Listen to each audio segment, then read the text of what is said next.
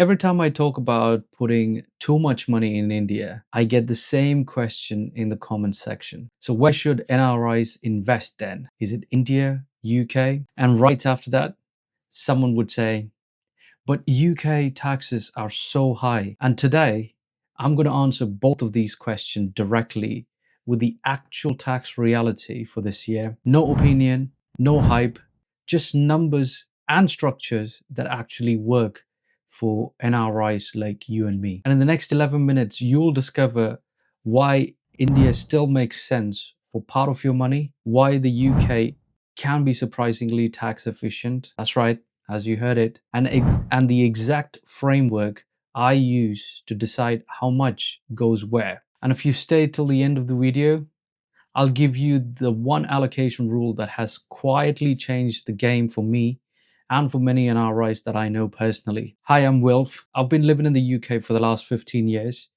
and worked for some major corporations like Thomson Financials and Reuters as financial analyst. And exactly like you, I've been investing in India and in the UK, paying taxes back home and in the UK, until I ran the numbers and slowly figured out what actually works. And I'll give you the exact roadmap for you to consider with your investment and your hard-earned money. Let's go to the first scenario. Why people still want India. Let's be honest first. India has one of the strongest long-term growth stories on the planet, undoubtedly. We are looking at somewhere close to 6.5% to 7% of GDP growth expected in the next decade. And that is a massive upside for India.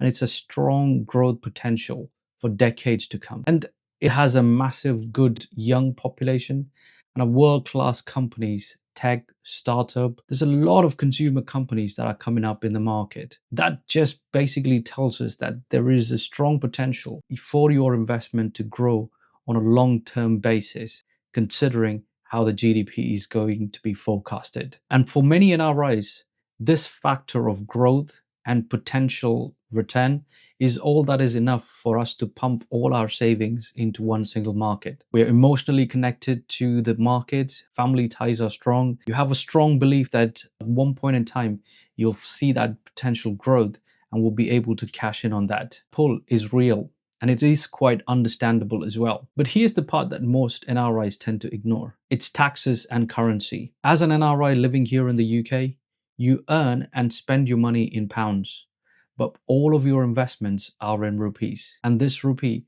has been depreciating between 3.5% to 4% year on year for the last decade. And you probably would have seen it in terms of how your pound has stretched and given you more rupees for the last 5 or 6 years if you've been here in the UK. And that is something that you think is a growth and your pound is giving you more in rupees. But when it comes to investment, this is going to have a lot of effect in terms of how much returns you can expect from India's growth. Even if India delivers, let's say, 12% return in rupees, your real return in pounds is often somewhere close to 7 to 9% when you factor in this currency loss and depreciation. When you factor that, you're not actually getting that promised 12 to 15% return. And then there is complexity. There's NRE accounts, there's PSI permissions, repatriation rules, and there is constant change of rules and regulations that happens every financial year. And as an NRI, it is one of the most hardest thing to keep up with these rules and regulations. And I've heard horror stories about people missing out and losing a ton of money with their investments when putting that money in India as an NRI. And this is completely different if you're a resident, but for NRI, this is a deal breaker. Now that we've just had a look at how India functions for NRIs, let's look at UK. And this is where most NRIs get confused. UK is not automatically high tax for smart investors. There is multiple options. If you look carefully, you will be able to save and invest and grow your wealth without having to pay a penny to the government. Now let's take a look at the very first account, the Stocks and Shares ISA account. The beauty of this account is it allows you to set aside up to £20,000 each financial year, and you can set that money aside to put it to buy your investments. Like you can buy stocks and shares and invest into ETF. The beauty of this account is any capital gains that you receive in this account any dividends that you receive also in this account is completely tax-free, regardless of how long you've been investing, how many days you've been investing. At the time of the withdrawal, you pay nothing to the government. That's an absolute no-brainer. And I don't think, as an NRI, you have this option back home. Then you have the self-invested personal pension. You get instant tax relief, 20%, 40%, or even 45%, depending on your tax bracket. That's basically free money from the government. Let's take, for example, if you're a higher taxpayer, say 40%, if you put aside £1,000 into SIPP, that effectively becomes £1,400 in your pot after tax relief. This kind of tax relief and growth is hard to beat. But you might turn around and say, yeah, there is taxes. And I totally get it. Yes, there is taxes when you eventually take money out of this pension.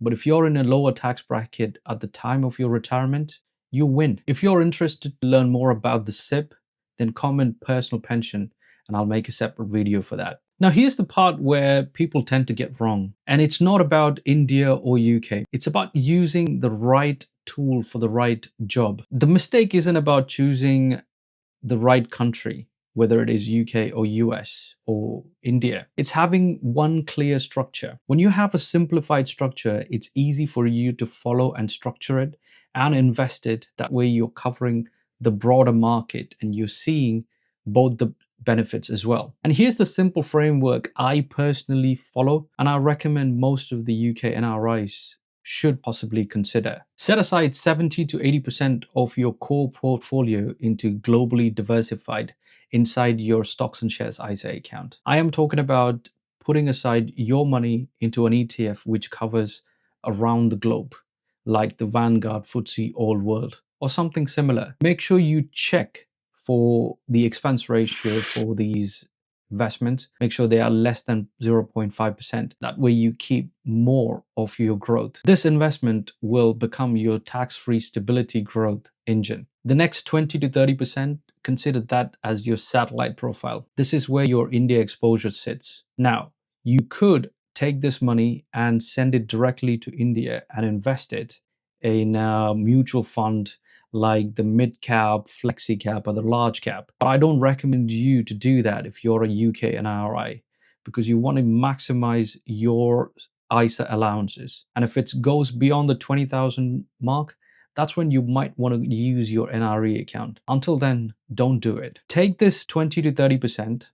And this is where you capture the high growth story of India. And you're not betting completely on one single country. You're splitting this. So you're splitting 70-30 or 80-20. This split alone gives you meaningful participation in India's upside while protecting the majority of your wealth in a globally diversified ETF, especially when you're investing through a tax-efficient wrapper such as the ISA account. Now here's the bonus insight most people miss. Because your salary and expenses are in pounds, the UK side of your portfolio is actually working in the same currency as your life. And this alignment alone will reduce maximum amount of stress as an NRI, because your income and your returns are all captured in pounds rather than in rupees. That stress and currency risk alone is the most realistic thing that'll put so much peace of mind for an NRI living here in the UK. And finally,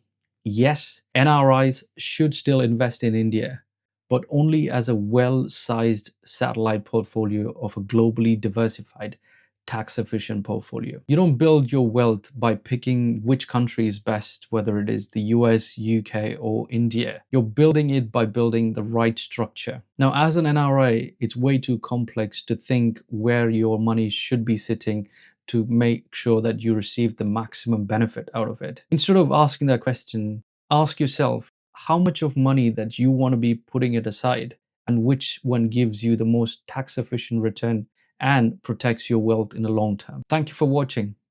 I'm genuinely curious right now. Are you investing more in India or in the UK? Comment India or UK below and I'll reply to as many as I can. If this video gave you some sort of a clarity, then hit that like button and subscribe for more NRI content. And in the next video, I'm going to show you the exact portfolio allocation I use myself, including the specific ETF and the monthly automation system that I have marked for years and has benefited me in growing my wealth. If you're interested in this, stay subscribed and hit that notification bell as well. Thank you for watching again. Take care, and I'll see you in the next one.